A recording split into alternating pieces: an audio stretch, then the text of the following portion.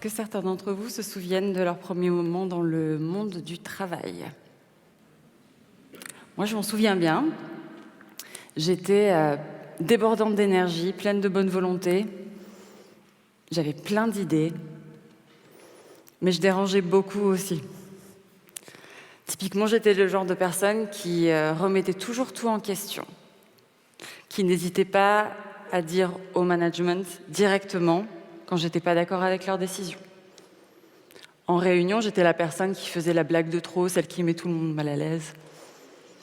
J'avais du mal à attendre mon tour pour parler, je dérangeais. J'étais perçue comme rebelle, imprévisible, mal polie et, j'ai envie de dire, mal polie.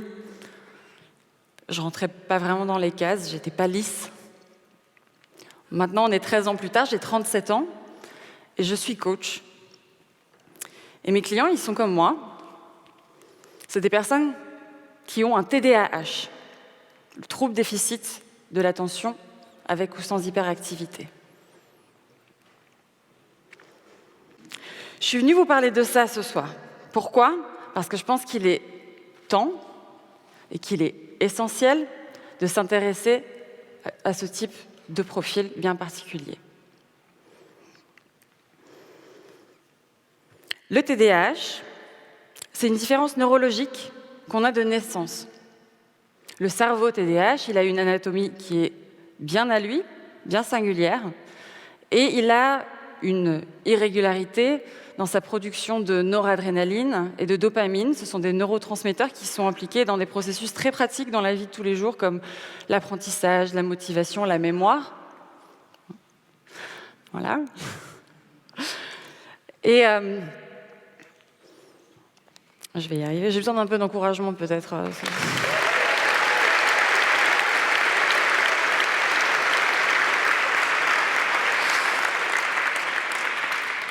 On pense souvent que le TDAH concerne principalement les enfants. On parle des enfants hyperactifs. Mais ces enfants deviennent des adultes. Ça concernerait 2 à 5% des adultes selon les études auxquelles on se réfère, parfois plus. Et ces adultes passent leur vie à naviguer un monde qui n'est pas vraiment formaté pour eux. Il y a une partie d'entre eux qui va bien réussir, qui va même très bien réussir dans ce monde, mais à un coût qui est invisible aux autres, mais qui est réel et qui est conséquent. D'où mon propre diagnostic, il y a 10 ans, dans le bureau d'un psychiatre à Luxembourg, suite à 2 épisodes quasi consécutifs de dépression et de burn-out. Parce que je passais mon temps à surcompenser. Je masquais, je camouflais toutes sortes de déficits, de problèmes, avec notamment le fonctionnement exécutif. Alors, qu'est-ce que je veux dire quand je parle de fonctionnement exécutif ? Je parle de plein de processus très pratiques dans la vie de tous les jours, comme je le disais. Ils ne sont pas tous là, mais je vous en ai donné un petit échantillon. Et maintenant, je vous laisse imaginer avoir un cerveau qui a des problèmes avec ça tous les jours, plusieurs fois par jour, et dans plusieurs domaines de votre vie. Alors peut-être que certains d'entre vous se disent je ne suis pas dans la merde, c'est pas faux.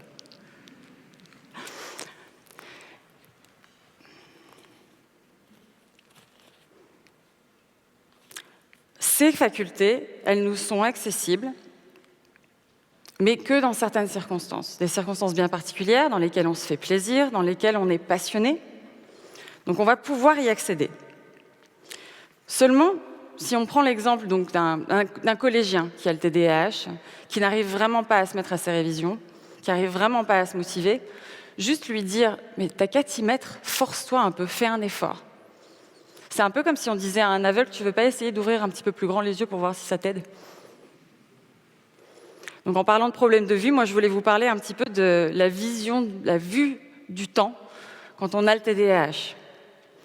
Quand je faisais mes études de droit à Londres, on avait une personne qui était postée à l'accueil et qui réceptionnait tous nos devoirs notés.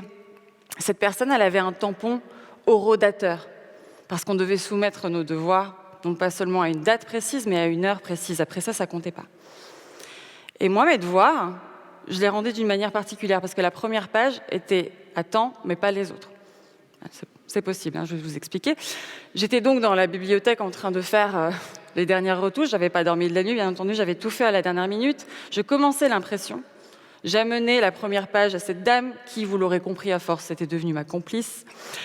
Et pendant qu'elle tamponnait ça, moi je retournais et je courais 4 à 4 les escaliers vers la bibliothèque pour récupérer le reste du document. Et on allait l'agrafer ensemble et mon devoir était remis à l'heure.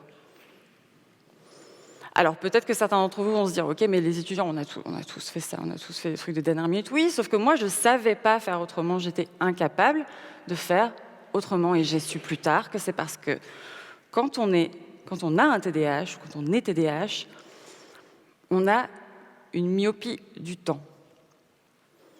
On ne voit que ce qui est maintenant, de l'ordre du maintenant. Le maintenant, il est dans notre champ de vision temporelle et tout le reste, c'est pas maintenant. Et donc tout ce qui est à faire dans l'avenir viendra au premier plan de notre attention quand ça sera un sujet du maintenant. Pour vous aider un petit peu à vous figurer ça, imaginez une parfaite ligne de domino et vous vous mettez devant le premier, vraiment le nez devant. Vous ne voyez pas les autres, vous ne voyez même pas s'il y en a d'autres, vous ne savez pas quand le prochain arrive. Vous pouvez voir ça que si vous bougez vers la droite, vers la gauche, prenez un petit peu de hauteur.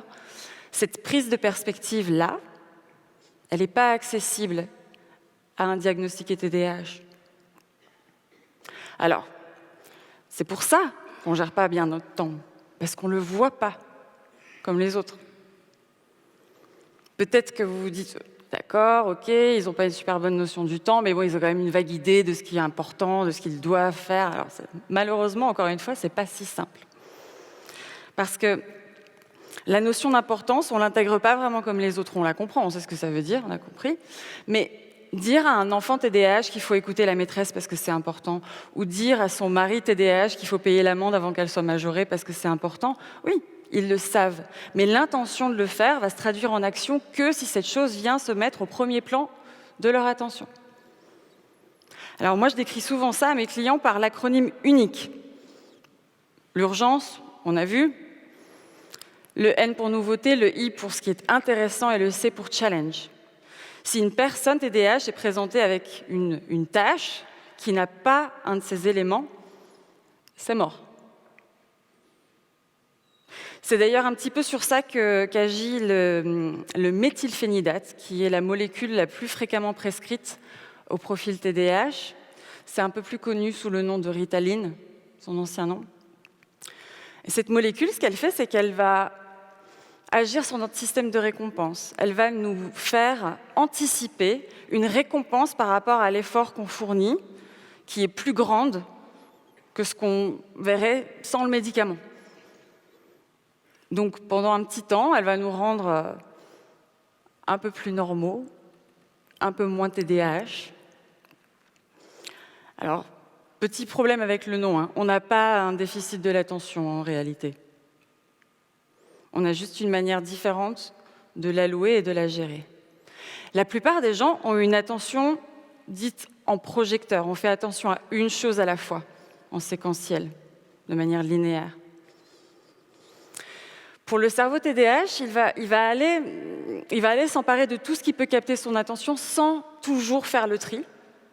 Donc la moindre pensée, la moindre émotion, le moindre bruit, pour certains de mes clients, la moindre odeur va devenir en fait un stimulus et une des nombreuses balles avec lesquelles le cerveau TDAH il jongle en permanence. Alors ça aurait été canon que j'apprenne à jongler pour ce soir, mais je ne me suis pas prise à temps. Mais il y a un revers positif à ça, à cette manière d'aller vers ce qui nous branche et qui nous passionne, c'est parce que quand on attrape une balle comme ça qui va devenir plus intéressante que les autres, on peut tomber dans un versant, dans l'inverse de cette attention multifocalisée et on va aller dans un état de concentration qui est difficilement égalable d'ailleurs par les personnes qui ne sont pas concernées, un état des pics de concentration vraiment intenses. Parfois, on en entend parler dans les livres de productivité, on parle de flow, on parle de deep work. Dans le contexte du TDAH, on va parler d'hyperfocalisation. C'est un état de performance, mais qui veut dire que pendant toute la durée de ce flow, ici on a un spécialiste du flow qui décrit ça, on est dans un état dans lequel la tâche devient autotélique. Autotélique, ça veut dire quoi? Ça veut dire que la tâche se suffit à elle-même. On va faire les choses de manière complètement naturelle, ça va couler, ça va venir tout seul. Quand on est passionné, on rentre dans cet état-là, et les mots motivation, temps, effort, ça ne veut plus rien dire. C'est un autre monde. Quand on est dans cette phase-là, par exemple, votre collègue TDAH, s'il est complètement happé par quelque chose et qu'il est en état d'hyperfocalisation, il va pouvoir voir des choses que les autres n'auront pas forcément vues. Il va pouvoir avoir des idées que les autres n'auront pas forcément eues. Et autour de ça, il y a pas mal de recherches qui ont été faites. Plusieurs chercheurs se sont penchés sur la question du lien entre la créativité et le TDAH. Leur conclusion, c'est que les profils TDAH ont un potentiel créatif supérieur à la normale, parce qu'ils ont une tendance naturelle à l'anticonformisme, à la pensée originale, à la pensée divergente. Et puis alors, mon préféré aussi, c'est apparemment, on aurait une facilité naturelle à dépasser les limites de ce qu'on sait. C'est-à-dire qu'on ne va pas se laisser influencer par ce qui existe déjà ou ce qu'on sait déjà. Ça s'appelle l'expansion conceptuelle. Je trouve que c'est plutôt cool. Alors peut-être que certains d'entre vous, chefs d'entreprise ou managers, se disent « mais c'est génial ! Pourquoi elle est venue se plaindre d'avoir un potentiel créatif supérieur, celle-là ?» Ça devrait bien se passer pour elle dans l'entreprise. Ouais, c'est pas si simple. En théorie, les entreprises aiment parler et dire qu'elles accueillent la créativité, parce que ça veut dire innovation, ça veut dire réactivité, ça veut dire nouvelles solutions à des problèmes. Mais la pratique est beaucoup moins simple. En réalité,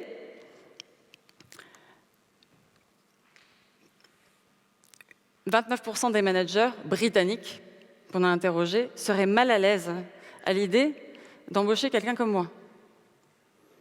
La moitié d'entre eux, dans cette enquête, disaient qu'ils seraient mal à l'aise à l'idée d'embaucher une personne neuroatypique. Parce qu'il n'y a pas que les TDAH en termes de neuroatypie, il y a aussi les personnes sur le spectre de l'autisme ou les dyslexiques, les dysnumériques, les fameux profils 10, etc. Il y en a plein d'autres. La réalité, c'est que notre comportement gêne en entreprise, met mal à l'aise les autres. Et en plus de ça, apparemment, les gens ont un problème avec la créativité, un problème inconscient, un biais cognitif inconscient. On a une étude qui vient de sortir, elle est toute fraîche celle-là, elle m'intéresse beaucoup. Apparemment, quand on présente les gens avec les termes créativité et vomi, ils réagissent de manière similaire. C'est vous dire si on aime les créatifs en vrai. Hein. Donc ça veut dire quoi? Ça veut dire que le jeune TDAH qui arrive sur le monde du travail, déjà il a défié pas mal de statistiques puisque il n'est pas en échec scolaire, il n'est peut-être pas en échec universitaire, il n'est pas en prison. Parce qu'il y a plus de TDAH en prison aussi. Mais même en ayant défié ces statistiques, il va se retrouver avec cette double peine, des managers mal à l'aise. Et puis s'ils arrivent à apporter quelque chose par leur différence, leur manière de penser différemment, ils vont se prendre la deuxième couche, qui est un malaise, un inconfort par rapport à la créativité et cette manière justement d'être différent. Et ce malaise, j'ai mis des années à pouvoir mettre des mots dessus et à vraiment comprendre qu'il était là. Et je peux vous dire qu'on le sent. On le sent tous les jours. On sent qu'on dérange. Et mes clients, c'est des personnes d'ailleurs qui ont souvent des postes à haute responsabilité et qui, à 40 ans, ont tellement camouflé, justement pour réduire cet inconfort, qu'ils ne se sentent plus eux-mêmes. J'en ai plusieurs qui me disent j'ai J'ai tellement peur de me louper que je suis systématiquement en avance pour tous mes rendez-vous. Imaginez la perte de temps sur une journée, sur une vie. Alors c'est un petit peu ça que je suis venue vous raconter aujourd'hui. Pourquoi ? Parce que il ne faut pas juste du courage pour être TDAH, pour avoir le courage de masquer. Moi, je pense qu'il faut plutôt avoir le courage de se dire qu'il y a des possibilités de s'adapter. Le TDAH, ça peut être un super pouvoir si on a les outils et les circonstances qui s'y prêtent. Mais il faut deux parts de courage. D'une part, il faut que les personnes au profil TDAH se disent « j'arrête d'essayer plus fort, j'essaye différemment, j'assume ma différence ». Mais pour ça, elles ont besoin de l'espace et de la tolérance et de l'accueil de leur TDAH et de leur différence par les autres. Et les autres doivent avoir le courage d'assumer leur part de l'inconfort, d'y faire face, d'y travailler. Et peut-être que nos enfants neuroatypiques, vos enfants neuroatypiques pourront évoluer dans une société et dans des entreprises où ils peuvent réussir non pas malgré et non pas avec, mais pourquoi pas, rêvons, grâce à leurs différences. Merci.